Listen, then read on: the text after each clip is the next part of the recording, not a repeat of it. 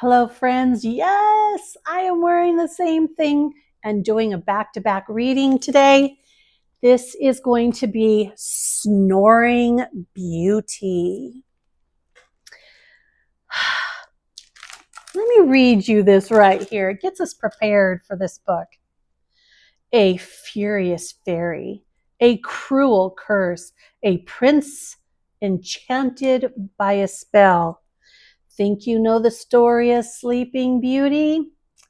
Better think again. Yada yada, hippity hop.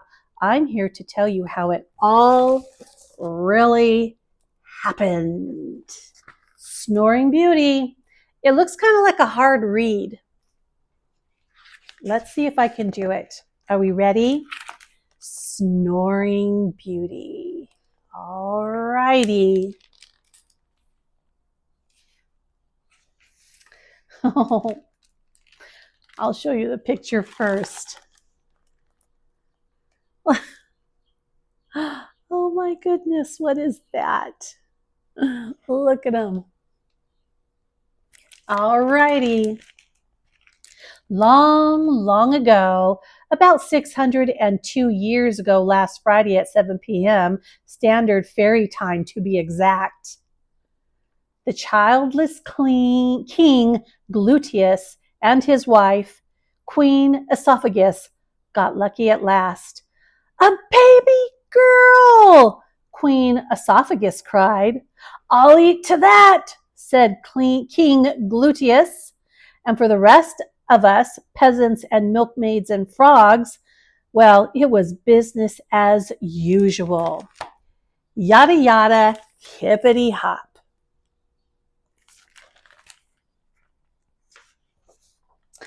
The king and queen threw a big wing dig for their daughter's christening.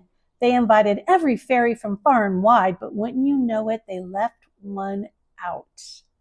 This really cranky fairy named Bebo was off hosting a garlic festival. On christening day, the baby girl was named Princess Drachmenia Lofresca Malvolvia Margarine. Poor little tadpole. She smiled and she cooed anyways.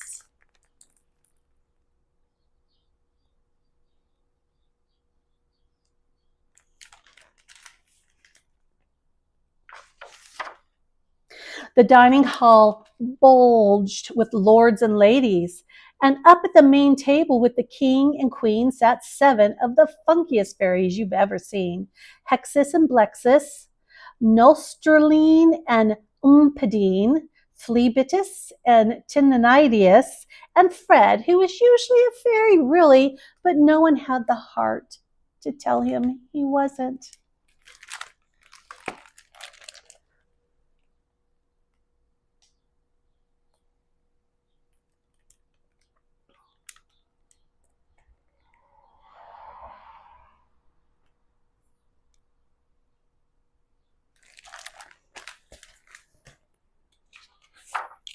Just as they began a round of rude fairy songs, the king clapped his hands. Time to bless the baby! Ah? Said Tinnitus, who was half deaf. Slime with flesh and gravy? No thanks, I'll be back in a twinkle. And she waddled off.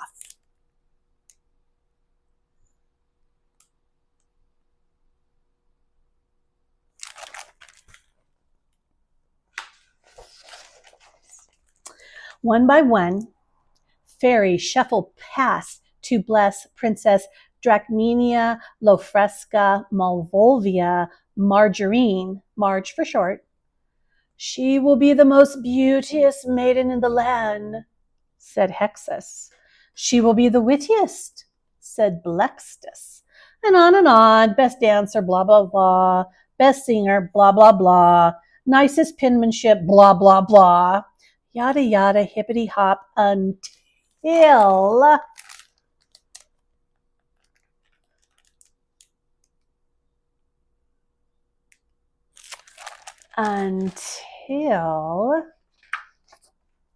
BAM! The door blew open. There stood Bebo the fairy. She looked like trouble and she smelled like garlic. Oh, so sorry I'm late. She snarled sweetly. The carrier pigeon must have eaten my invitation!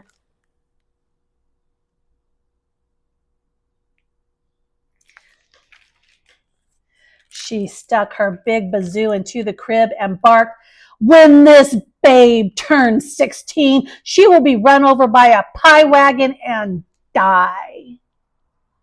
Tinnitus just turned at that moment. What's that? She said. She'll turn into a dragon and fly? Die! Snapped Bebo. A spy? Asked Tinnitus. Die! Shouted Garlicky One. Oh my, said Tinnitus. With a grumble and a growl, Bebo blasted off.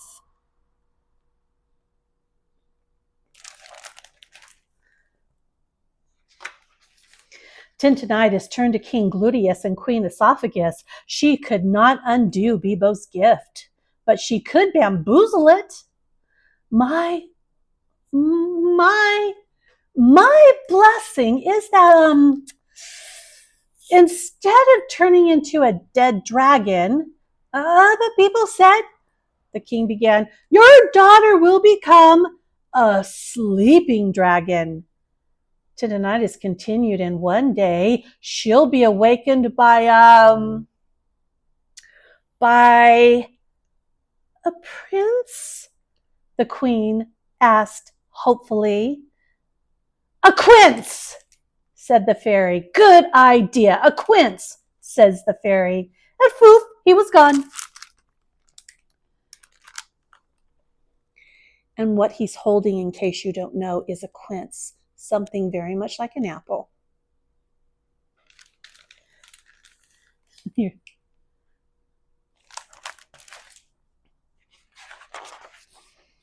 First thing the next day, King Gluteus banned all pie wagons from the kingdom. In fact, he banned all pies, even mud pies.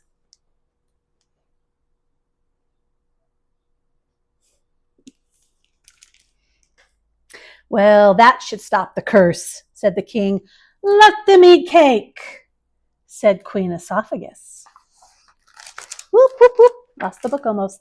Years hopped along like a toad with arthritis.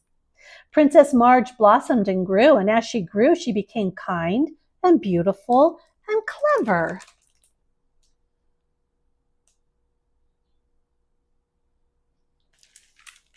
As the fairies promised, Marge could sing like a nightingale, dance like sunlight on water, sew a wedding dress blindfolded, make a chocolate cake from dirt and rocks, build a house in a single day.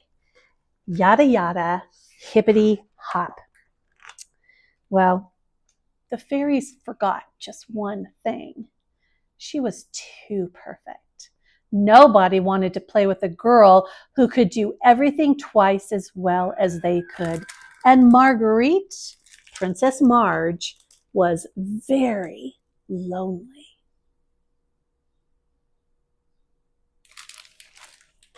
The day the princess turned 16, an old woman in a wagon rolled up to the castle. Let me in, she pleaded. I bring a yummy, nummy treat for the princess.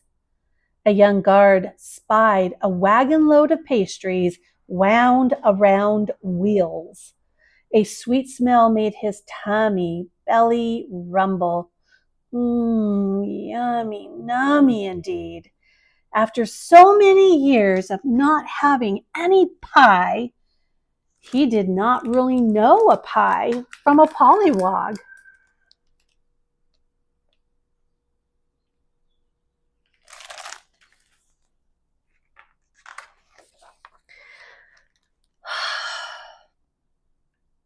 The guard opened the gates. The wagon tumbled inside. At that very moment, What are the odds, I ask you? Marge was crossing the road to the cake shop. The street was steep. The wagon wobbled. And before you knew it, the pie wagon swerved and crunched over her foot. Yow! Cried Princess Marge, and just as Tintinnitus foretold, Alabam! Marge turned into a dragon, and Alabeep! She fell deeply asleep.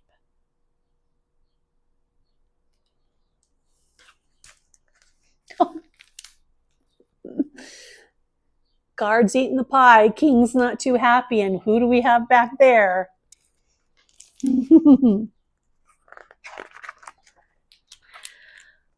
Now legends say that the whole castle conked out too, right? Yeah? Well, here's what really happened. The sleeping dragon princess began to snore.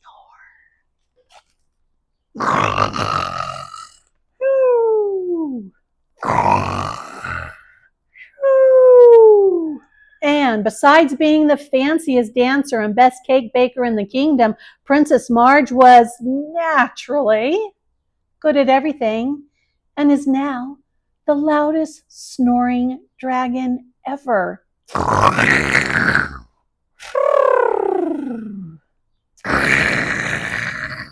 Choo! Did everyone rush to congratulate Marge on her perfect snores? No, they did not. No one confronted her enchanted sleep. The dragon princess dreamed lonely dreams.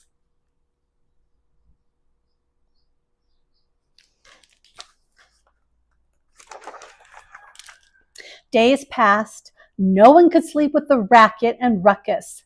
Those with carriages visited far-off kingdoms instead.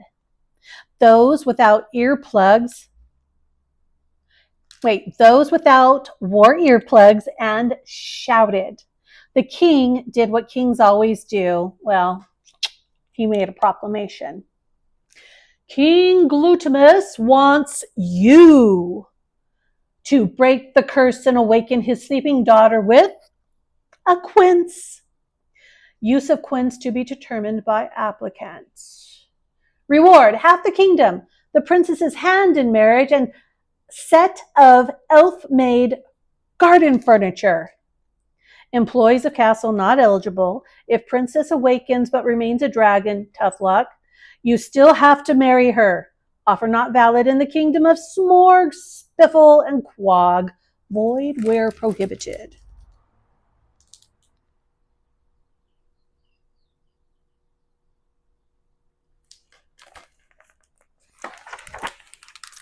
Men came to test their luck. With brass and bluster and bright ideas, they tried to awaken the dragon princess. One spooned quince curry between her lips.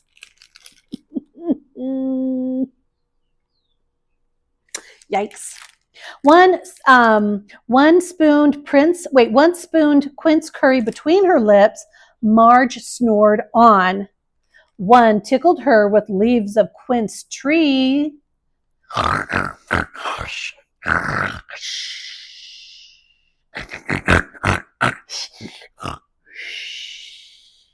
Marge snored on. One pelted her really hard with ripe quinces. Close, but no cigar. Marge snored on.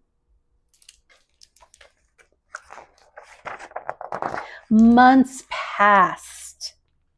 Suitors came, suitors went. Whoops. Look at mom and dad. They look like they're getting pretty tired of everybody coming. So months passed, suitors came and suitors went. They sang quince songs, they baked quince pies, they told quince jokes and sighed quince sighs. They built a quince alarm clock that squirted jam and jelly. They made a quince-filled rubber ball to bounce upon her belly. Look at that red ball.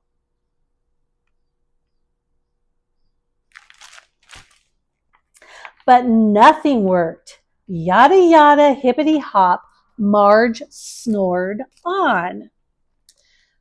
Then one day, oh, don't we like a story that says that? Then one day, a dusty young man clip-clopped into town. Oh, what is that awful noise? He asked a milkmaid. What? She shouted. I can't hear you. I am wearing earplugs. She took them out. I said, what's that noise? Bellowed the man. Hey, no need to shout, said the milkmaid, and she told him Marge's sad story.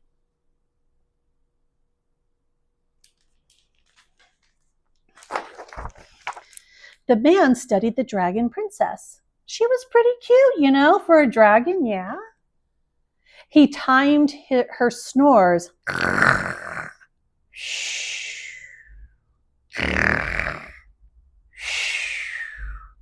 He leaned into the blast, ears ringing.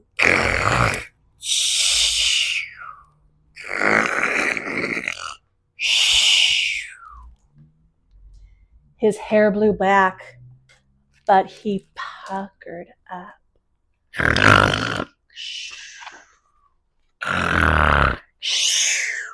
And then, smack! Blink.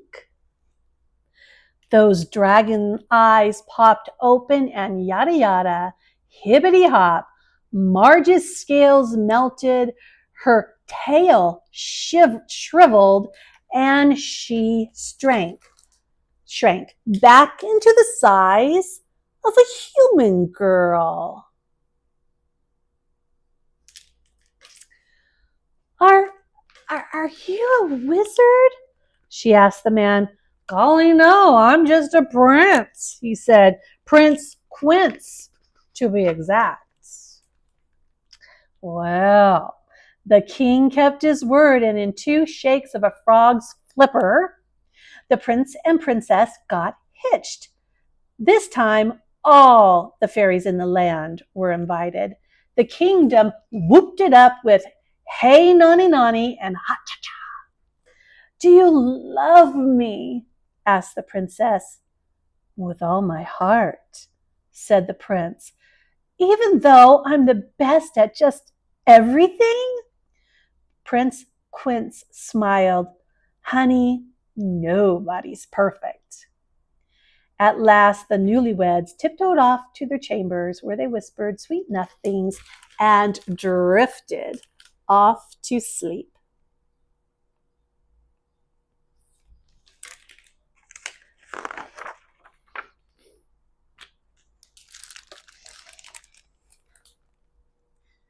Well, that was a fun story. Sleeping Beauty, or in this case, Snoring Beauty. We'll see you next time.